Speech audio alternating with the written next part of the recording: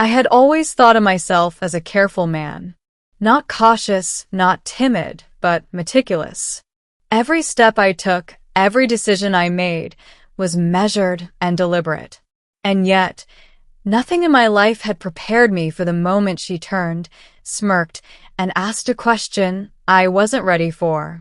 The day had started like any other aboard the research vessel Aurora's Edge, a sleek craft designed for deep space exploration beyond the known frontiers of the Trian expanse. Our mission was simple in theory. Investigate the strange energy readings emanating from the asteroid belt orbiting Zorith Prime.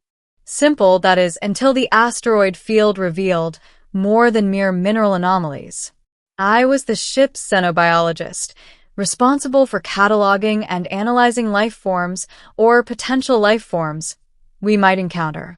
My team included Commander Elias, a man whose gruff demeanor hid a surprisingly tactical mind, Lyra, the ship's pilot, whose intuition often defied logic, and Dr. Jian, the engineer, a genius whose inventions sometimes seemed more magic than machinery. The anomaly had first appeared as a ripple in our sensors, a shimmer of energy that pulsed in a rhythm not unlike a heartbeat. When we approached the source, the readings spiked violently, forcing us into an emergency drift maneuver. That's when we saw her. She emerged from the energy field as if stepping through an invisible door. At first glance, she looked humanoid, but her features betrayed her alien origin. Iridescent skin that shifted colors with her emotions, eyes that reflected the constellations like liquid silver, and hair that floated as though underwater, responding to currents we couldn't see. She smiled, a slow, deliberate curve of her lips that made my pulse accelerate, and tilted her head. My voice caught in my throat, and I realized I was frozen, caught between scientific curiosity and primal fear. Who are you? I managed finally. She tilted her head again, her silver eyes studying me as though reading the data of my soul. Then, in a voice that sounded like wind chimes in zero gravity, she asked the question, "Why do you seek what you cannot understand?" Her words struck me like a physical blow. It wasn't merely a question. It was an accusation, a challenge, and a revelation all at once. I opened my mouth, but nothing coherent came out. Lyra's voice crackled through the comms, shaky. "Captain? What is she saying?"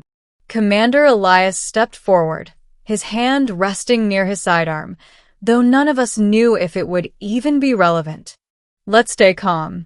Keep your distance, but—" "Distance," she interrupted, stepping closer with a fluidity that defied gravity. "I can be here or there.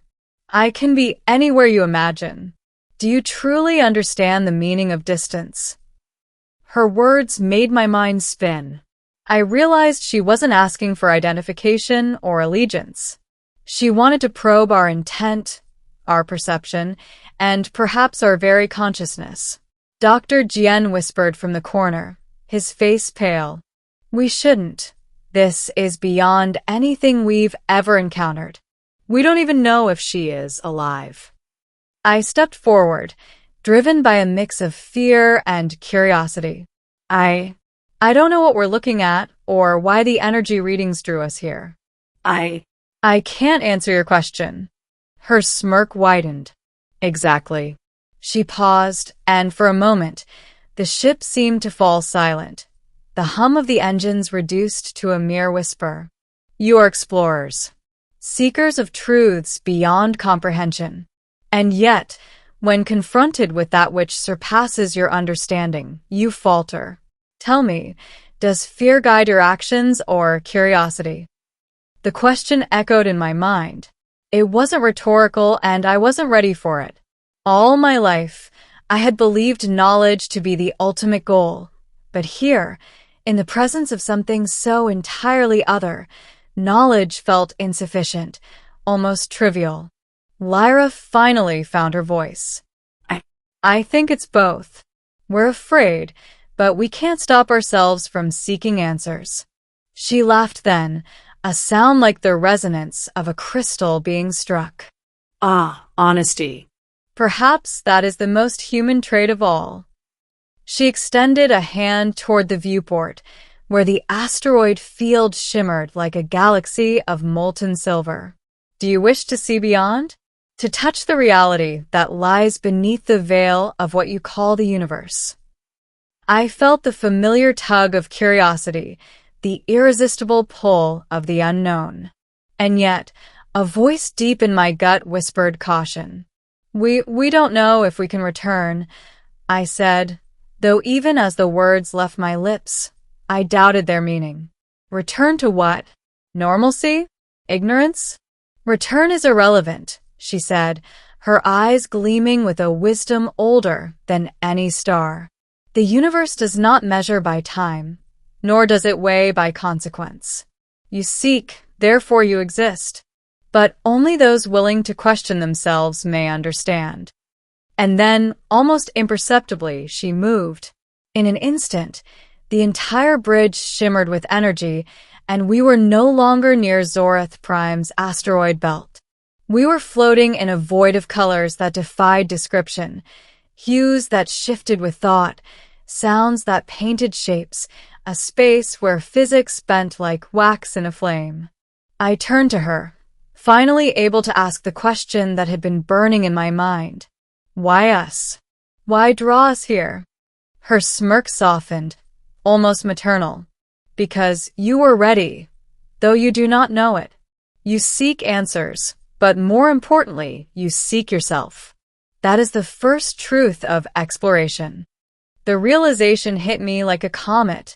This encounter wasn't about alien life or energy anomalies, or even the asteroid belt. It was about confronting the unknown within ourselves. It was about the courage to face questions we were never prepared to answer. And then, as suddenly as she had appeared, she stepped back, fading into the shimmer of the void. Remember, her voice lingered in the ether. Truth is not given. It is discovered. Not through your eyes, but through your willingness to see what is unseen. The ship lurched violently, and in the next heartbeat, we were back near Zorith Prime, the asteroid field glittering innocuously in the viewport, as if nothing had happened. We were silent for a long time, each of us grappling with the encounter. Then Commander Elias broke the silence. Well, I guess we have new data to log, and perhaps a lot more to think about. I looked at the fading shimmer in the viewport, knowing that the question she asked and the truths it hinted at would haunt me forever. And I realized, finally, that some questions are not meant to be answered immediately. Some questions are meant to change you. She had turned, smirked, and asked a question I wasn't ready for. But perhaps, in the end, readiness was never the point. Word count, 978. If you want, I can also create a SEO-friendly video package for the story with timestamps, emojis, hashtags, keywords, why watch, and tags specifically formatted for YouTube or TikTok. This would save hours of work for your 10-minute video.